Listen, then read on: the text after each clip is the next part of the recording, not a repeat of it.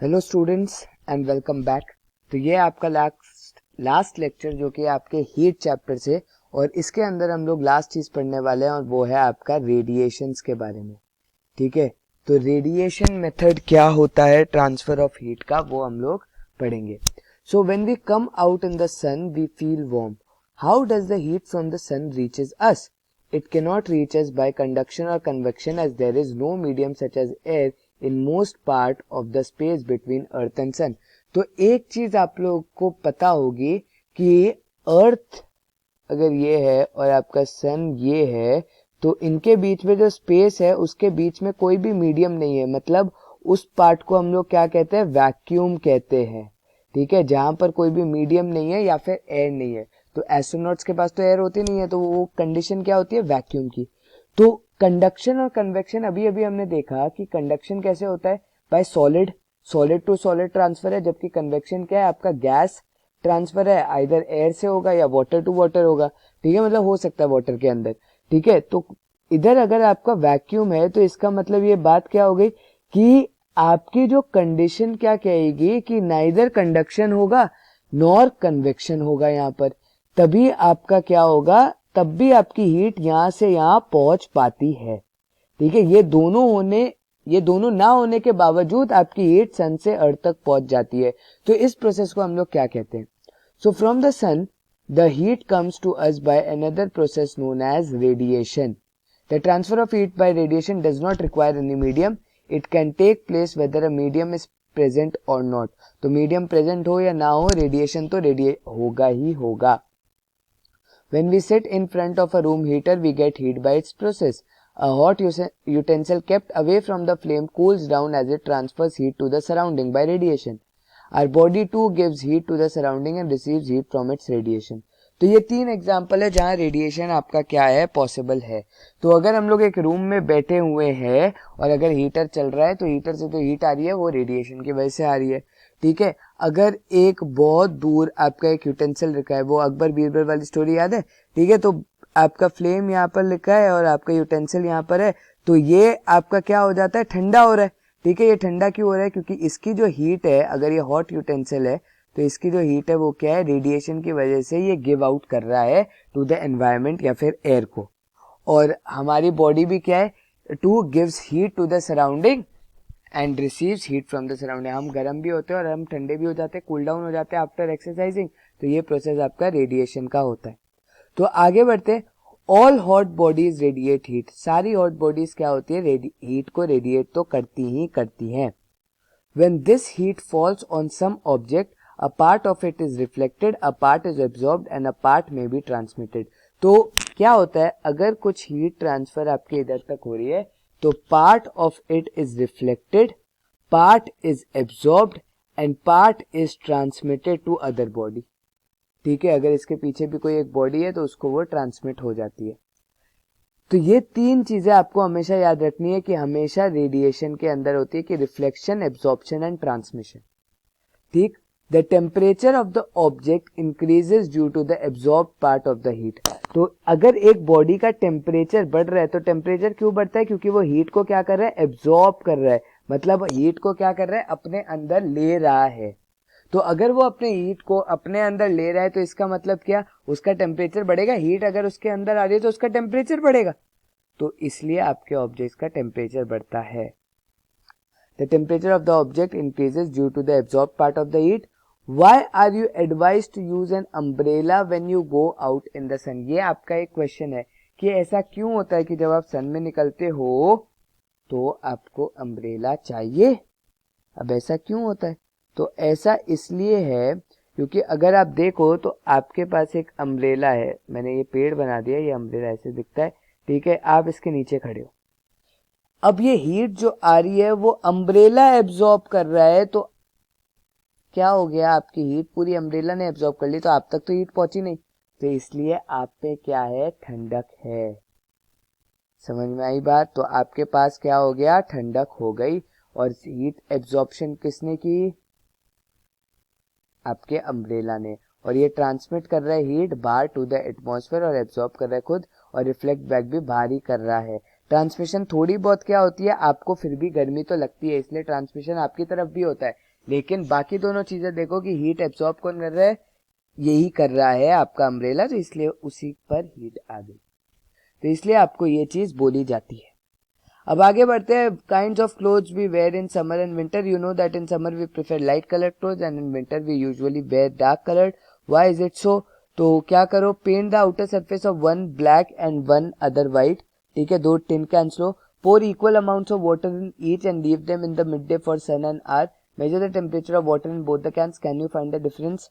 ठीक है, in which can is the water warmer? You can feel the difference by touching water. We often use electricity and fuel like coal and wood to keep our houses cool or warm. Is it possible to construct buildings that are not affected much by heat and cold outside? This can be done by constructing outer walls of buildings so that they have trapped layers of air. One way of doing this is to use hollow bricks which are available these days. तो आजकल हम लोग क्या कर रहे हैं, hollow BRICS को use कर रहे हैं जो थोड़ी सी खोखली हो। खोखली होने से फायदा क्या होता है, जब हीट इधर आती है तो वो हीट ट्रैप इन कहाँ हो जाती है, आपके इस स्पेस के अंदर, हॉलो स्पेस के अंदर आपकी हीट क्या हो जाती है, ट्रैप हो जाती है, जिसकी वजह से आपको अंदर क्या हो रहा है, ठंडक मिल रही है और हीट क्योंकि भारी भार ट्रैप हो गई। ठीक है, तो ये बहुत ज़्यादा एक कंस्ट्रक्शन वे है जो आजकल बहुत ज़्यादा यूजफुल है। तो ये यूज होने का बहुत ज़्यादा फायदा है कि अगर आप ये चीज़ को यूज करते हो तो आपको हमेशा आपके रूम के अंदर या घर के अंदर ठंडक ही मिलेगी। ठीक है, अब ब्लैक और व्हाइट, यहाँ पर पिक्चर उससे दिखाई नहीं, पता नहीं क्या हो गया है, मेरी पिक्चर पहले भी नहीं आई थी ऊपर। आगे बढ़ते हैं। फिल द 2 cans used in activity 4.1 with the same amount of hot water at the same temperature, say at 60 degree. Leave the cans in a room or in a shade. Note the temperature of water after 10 to 15 minutes. Does the temperature of water in both the cans fall by the same amount? Do these activities suggest to you the reason why it is more comfortable to wear white or light color clothes in the summer and dark color clothes in the winter? अब आ जाओ important part पर। Direct question पूछा जाता है कि हम लोग ऐसा क्यों करते हैं, तो उसका रीजन क्या है कि dark surfaces absorb more heat and therefore we feel comfortable with dark coloured clothes in winter. तो बहुत साइंटिस्ट ने रिसर्च किया और जब उन लोग को पता लगा कि डार्क सरफेस क्या करता है, उनके पास एब्जॉर्प्शन की प्रॉपर्टी होती है। ब्लैक बॉडी के बारे में अगर किसी को इंटरेस्ट होगा तो वो लोग भी पढ़ते होंगे कि वो क्या करता है, उधर से लाइट ही नहीं पास होती क्योंकि वो सारी लाइट को क्या कर लेता है, एब्जॉर्ब कर लेता है। A perfect black body does not radiate heat. वो क्या करता है, वो हीट को कभी बाहर नहीं निकाल सकता, मेरे हीट को नहीं, सॉरी लाइट को बाहर नहीं निकाल सकता, हीट लाइट को। वो सिर्फ और सिर्फ क्या करता है, एनर्जी को टेक इन करता है, एब्जॉर्ब करता है, कभी भी रेडिएट नहीं करता। ठीक है, परफेक्ट ब्लैक बॉडी। ठीक, dark surfaces absorb more heat and therefore we feel comfortable with dark colour clothes in winter. Light colored clothes reflect most of the heat that falls on them and therefore we feel more comfortable wearing them in summer. तो ये बहुत ज़्यादा important चीज़ है कि summers के अंदर हम लोग ज़्यादा कंफर्टेबल लाइट कलर है क्योंकि वो रेडिएट आउट हीट कर लेते हैं, वो क्या कर देते हैं, वो रिफ्लेक्ट कर देते हैं। एब्जॉर्प्शन से ज़्यादा उनके अंदर क्या प्रॉपर्टी होती है, रिफ्लेक्शन की। ठीक है, तो इसलिए जब आपका रिफ्लेक्शन ज़्यादा है किसमें, आपके व्हाइट कलर या लाइट कलर्ड क्लोथ्स में, तो वो क्या करता है, बाहर निकाल देता है हीट को। अब नेक्स्ट पार्ट है woollen clothes keep us warm in winter. In the winter we use woollen clothes. Wool is a poor conductor of heat. अगर वो पुअर कंडक्टर है इसका मतलब इंसुलेटर है, अगर वो इंसुलेटर है इसका मतलब वो हीट को पास थ्रू होने नहीं देता। आपने ऊपर पढ़ा था ये बात। ठीक है, moreover there is air trapped in between the wool fibres. क्या होता है, वो हीट को पास थ्रू होने नहीं देता, इसका मतलब जो हीट उस पर गिरी वो हीट उसी पर गिरी रहेगी, वो उसको दूसरी जगह तक पहुंचने नहीं देगा। ठीक है, तो अब इंपॉर्टेंट चीज क्या आ गई, moreover there is air trapped in between the wool fibres. तो अगर ये आपका ब्लैंकेट और ये आपके वुल फाइबर्स है तो एयर का हो जाता है, ट्रैप इन हो जाती है यहाँ पर वुल फाइबर्स के। This air prevents the flow of heat from our body to the cold surrounding. तो अब क्या है, आप तो इस रजाई के अंदर लेटे हुए हो, ठीक है, तो आपकी जो हीट है वो इस पर जा रही है एक्चुअली, क्योंकि क्लोथ आपके ऊपर, मतलब ये वुलन क्लॉथ आपके ऊपर चढ़ा हुआ है, तो आपकी हीट क्या जा रही है, इसके ऊपर।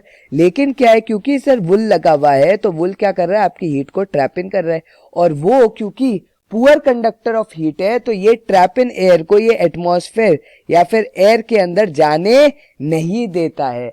तो क्योंकि ये जाने नहीं दे रहा है, इसका फायदा क्या है, आपकी जो बॉडी की हीट है वो आपके अंदर ही रह जाती है। और इसलिए जब आप वुलन क्लोथ के अंदर बैठे रहते हो तो आपको गर्मी लगती है ठंडियों में भी। ठीक, तो वापस पढ़ते हैं। Wool is a poor conductor of heat, moreover there is air trapped in between the wool fibres, this air prevents the flow of heat from our body to the cold surrounding, so we feel warm.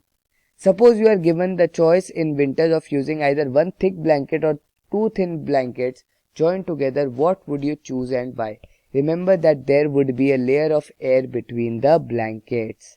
ठीक है, तो ये question आपका क्या है, homework है। मुझे आप क्या करोगे, डायरेक्ट मैसेज करोगे, डीएम करोगे कि क्या मुझे 2 ब्लैंकेट्स यूज करने चाहिए या एक सिंगल ब्लैंकेट। और उन्होंने हिंट भी दिया हुआ है कि जब आप 2 ब्लैंकेट यूज करोगे तो जो लेयर बीच में फॉर्म होगी उसमें भी एयर ट्रैपिन होगी। ठीक है, तो अब आप थोड़ा सा सोच के बताना, ये एयर ट्रैपिन हमारे लिए ज्यादा अच्छी है या कम अच्छी है। तो ये आपका क्वेश्चन है। ठीक है, तो ये आपका क्वेश्चन रहेगा कि क्या हमारी जो एयर ट्रैपिन है वो क्या करती है। तो यहां पर हुआ आपका फाइनली चैप्टर खत्म।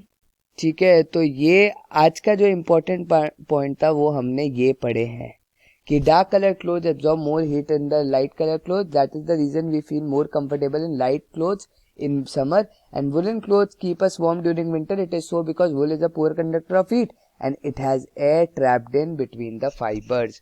तो ये 2 पॉइंट हमारे बहुत ज्यादा इंपॉर्टेंट है। तो वैसे यहाँ पर हुआ चैप्टर खत्म। अगले लेक्चर के अंदर मैं 3rd चैप्टर के नोट्स आपके साथ शेयर करूंगा और उसके क्वेश्चन आंसर आपको एज एन होमवर्क दूंगा, सो दैट आपकी प्रैक्टिस हो जाए। ठीक है, वो जब हो जाएगा तो आपका सैटरडे को होगा चैप्टर 3 का टेस्ट। चैप्टर 4 के नोट्स आपको फिर अगले लेक्चर मतलब अगले ट्यूसडे के लेक्चर के अंदर हम लोग डिस्कस करेंगे। आई बात समझ में? तो यहाँ पर हुआ आपका ये वाला चैप्टर खत्म। आई होप चीजें समझ में आ गई होंगी। कोई भी डाउट होगा तो please feel free to ask. Thank you guys for watching. Meet you in our Zoom class on Thursday. Thank you.